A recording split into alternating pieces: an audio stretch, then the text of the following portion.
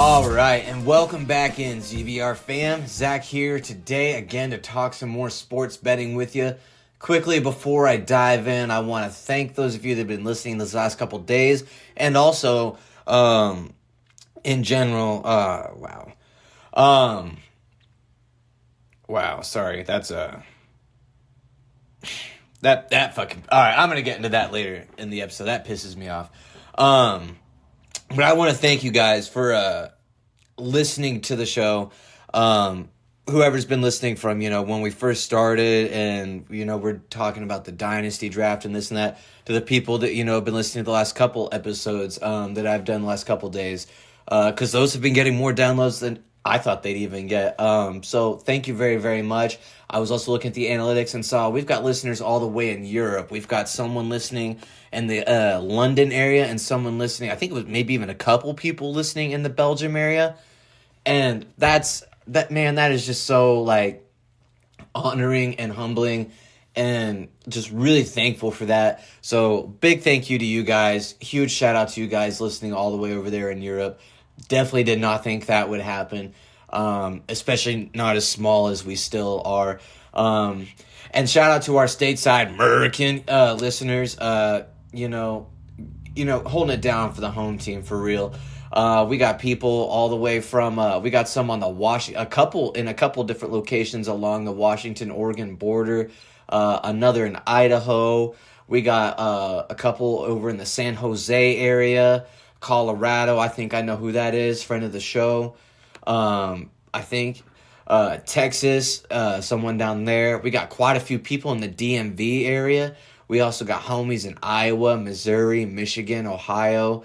Not like homies we know, but homies of the show. So just all over the place. Then, of course, we got some people repping our home state. KC to Salina. There's some Manhattan, Junction City, Wichita in there. Some places farther west, like out towards the Wilson area. So thank you to everyone who's been listening. Super grateful and super thankful for all of it. Hopefully you guys keep listening. And hopefully we stay pretty consistent with getting these shows out for you guys here. We should be putting together a show with the three of us again this Sunday that hopefully will be coming out Sunday night, Monday afternoon, somewhere in that time frame. It's kind of a broad time frame, but somewhere in that area. And we're going to talk about Brady, Reed, and myself. Talk about our hot takes and our bad takes for the NFL season, where we were right, where we were wrong, where Colin was wrong, where Colin was right was kind of thing, but we're going to call it something else, so we're not completely ripping him off. Not that he's the first to ever do that. Sorry if you guys ever hear any sounds in the background. That's my bunny rabbit Brawny chewing on stuff in the background. But yeah, we're going to get together, talk about that. We might talk about some favorite moments of the season and some biggest heartbreak moments of the season. I think some of those are going to be pretty obvious for some of us, but real excited about that. Real excited to get that out for you guys and get the guys back on here and get some updated stuff with them, see how they're feeling about stuff. But in the meantime, guys, wrap this part up, on this. Please reach out to us on Twitter, X, message us, be like, hey, I'm that dude from Belgium, or hey, I'm that dude from London, and you don't really, or just anywhere, just wherever you're from, be like, hey, I listen from here, I listen on this app, that'll let us, that'll be helpful to us to let us know where most people are listening and whatnot. Maybe send me some betting tips too, because the way these last couple of days, 2-3 days actually have gone for me.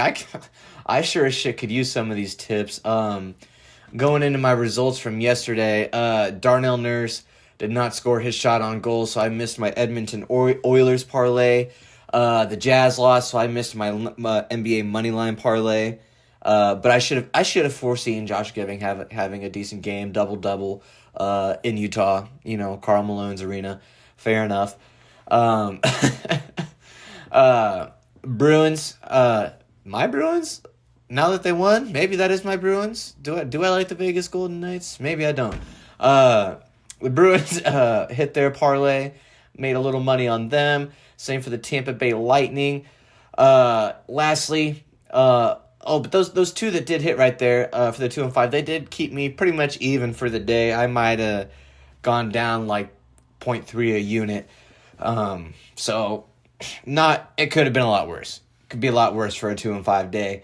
But lastly, last couple, the Toronto versus Knicks game.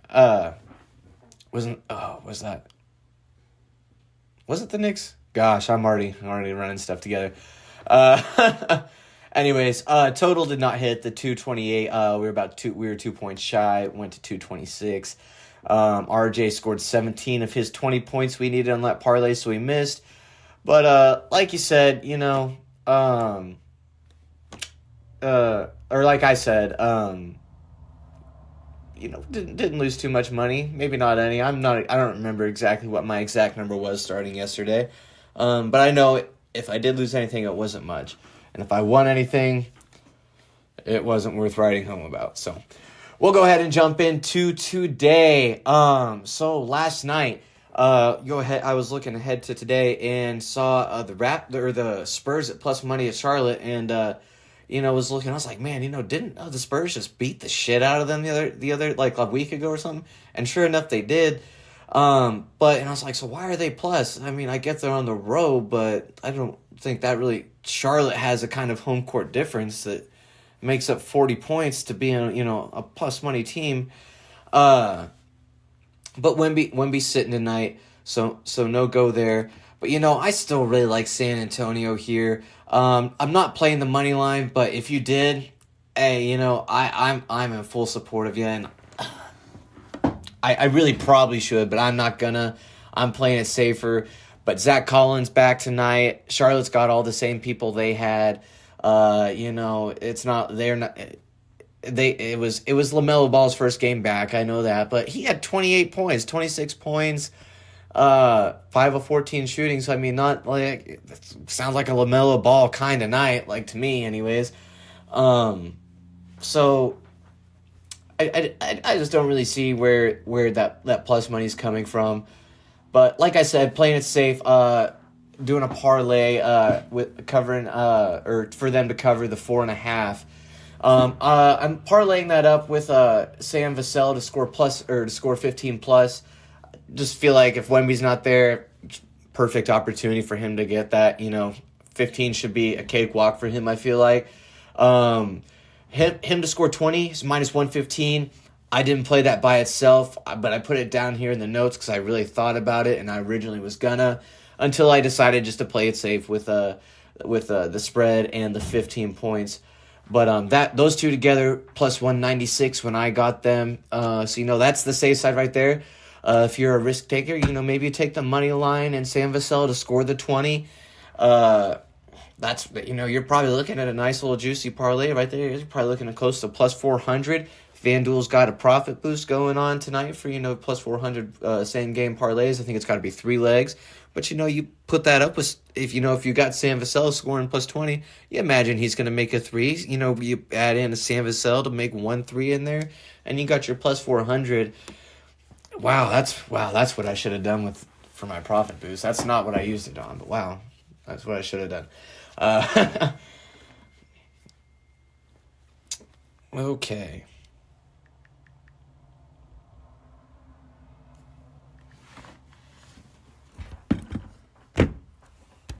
All right, sorry about that, guys. Had a little bit of a tech issue right there real quick. But, yeah, finishing up on this Houston game. If that I like I said, I'm not taking the big risk. But if you are the risk taker, Spurs to win by plus 10, which I don't think is out of pocket. Like I said, I know Wemby's not there, but they're getting a real player back in Zach Collins, and they just won by, it was like 30, 40 just like a week ago. And it's not like Charlotte's home court is crazy. So them plus 10 is or to win by 10 is plus 750. I thought about using my bonus bet I have on that, but I did not. I also like Denver to cover the 7 against Boston. I don't think the money line's crazy either. Jokic is going to have a crazy night, and Boston, because can't stop a center, And we just got our fucking asses handed to us by Milwaukee. So I don't know. I feel like the 7 for Denver is just really, really bold against a team that good. But Denver, not the best road team. So I get that there. But still, it's hard to trust Boston in any kind of real spot. And I say that as a Boston fan. I really try not to bet them, but just this was one of the better looking games on the night and just a game I really wanted to bet. So, kind of breaking my own rule of not betting Boston on just anything on a Boston game, other side or them. But either way, am taking the 7. You could take the money line again. Don't think it's crazy. I'm also going to parlay that up, of course, with Jokic and Tatum both for 20 points. Jokic to get 10 boards and 6 assists. And for Tatum to make 2 threes, that's all plus 223. And I feel pretty good on that one. FanDuel also, like I was saying, has the profit boost available for tonight. That parlay was not worth it, but this parlay is... So to get the plus 400 odds you need for that, I did the Lakers money line with AD to score 15 plus. You will need at least one same leg game parlay in there, so you will need at least like one same game in there. And then I also threw that along with the Denver to cover the 7, the Spurs plus 4.5, and Devin Vassell to score the 15. And all that together was, I didn't type that up from my notes, but I did profit boost that one. Oopsies. Of course I'm not still signed into FanDuel. I hate how fast FanDuel signs you out. Like, come on, man. Like, and why can't, like, they remember your password? I get it because there's, like, money and stuff, but it's my money. Let me chance it. You know what I'm saying? And I would chance it. But that parlay... Yeah, it was plus 452, and with the profit boost, it was plus 64 or 564. So, yeah, I like that one too. So hopefully that hits. Let's see, going forward here. Used my bonus bet on the Panthers, going to over some NHL stuff on the Panthers and Hurricanes money line, along with Alex DeBrincat, Brady Skagey. I really got to work on these NHL names. They got the most least American names though, so kind of rough for me. And then Gustav Forsling, Ryan Hartman, and Matt Zuccarello to score a shot on goal. All of that just a mere plus 243. I'm feeling pretty good about that one, especially as my bonus bet. Hopefully I get a nice little chunk back on that. For my sourced pick, just one today. Taking the Florida money line. I was going to take that one kind of either way because they were the favorite, and I was doing that bonus bet parlay. But saw that a couple of the cappers I follow were taking that. So taking that with Gustav Forsling and Matt Zuccarello to score a shot on goal. And the odds for that one would be plus 196. If I'm looking at the right one. Oh, I actually also took the over with that one too, and I got that one from the source from the cappers as well. The over 5.5, I should say. So six goals are over.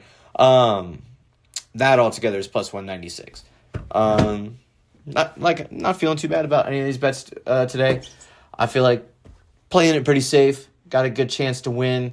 Hopefully going to make some money. And with that, man, I got that note early when I kind of interrupted in the beginning of the show there. Let me see if this notification's still here. I clicked on it, so it might not be. Okay, no, it's still here. From ESPN, one of the 2 Rhode Island men charged in connection with the death of a fan at a Patriots game pleads not guilty. Like, bro, I am so tired of seeing that kind of shit every fucking week coming to my phone, a notification from ESPN about some dude or some girl, whoever, some fan getting killed at a fucking football game. Like, what the fuck is y'all's problem? Keep it about ball. Like, I just don't get it. Like, why are you killing people at a fucking football game? Like, I get that there are gonna be scuffles. You're not ever going to avoid there being scuffles at football games. And I don't think you even necessarily have to lifetime ban everyone that gets into a little scuffle here and there. But there's a big difference between a couple of drunk dudes arguing about a team, maybe get to pushing and shoving, a punch or two gets thrown, no one does anything dirty. That's going to happen at an NFL game. I'm not saying I condone that, but that's what's going to happen. That's going to happen on occasion, out in a tailgate, out there. But that kind of thing should not be happening more than like once or twice a season. That like you're really hearing about that kind of shit. But I swear it's like this year, really just, and increasingly in the last years, like you just see it more and more and more about people dying at football games. And it's like, for fucking what?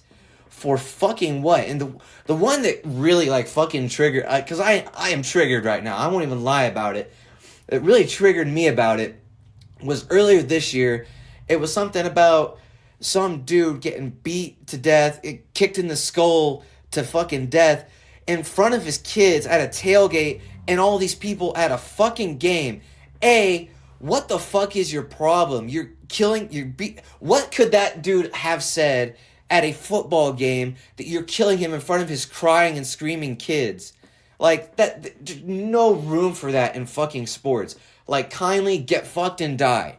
Like, straight the fuck up. Get fucked and die. If you're one of those people and you think that shit's cool, it's not cool, it's not funny, you don't look tough, you look really fucking stupid, and the only point you proved is that you're really fucking stupid, because now you're going to jail for the rest of life, and all you did was not only kill somebody, you hurt their family, you hurt the other 20 kids that probably saw that shit, all the adults that had to fucking try and shelter their kids from that at the time, and just completely ruin their whole experience that they just paid with probably, if you make like average person money, probably just paid like 3, 4, 5 paychecks worth of their time, of their hours out of their life to go see, and you just literally shattered all that. And I'm not even talking about ruined it, like, oh, you ruined it, you spilled beer on him, something like that. Nothing.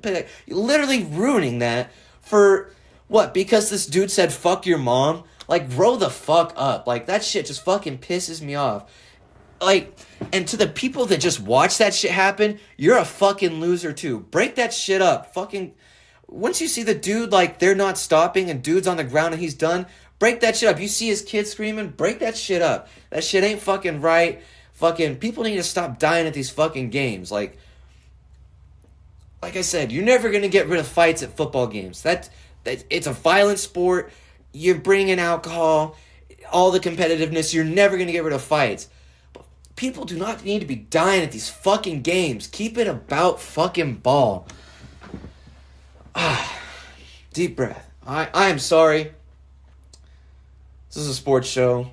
I'll have a separate show coming soon about about conspiracy, politics, prepping, urban survival, that kind of shit. And I'll try to save those kind of rants for there. But that one it just popped up here, and just that kind of shit just really pisses me off, dude. Like, for what? But, keep it about ball. Friends, be thankful for the little things in your life. Let's cash these fucking bets tonight. And until then, keep it about ball.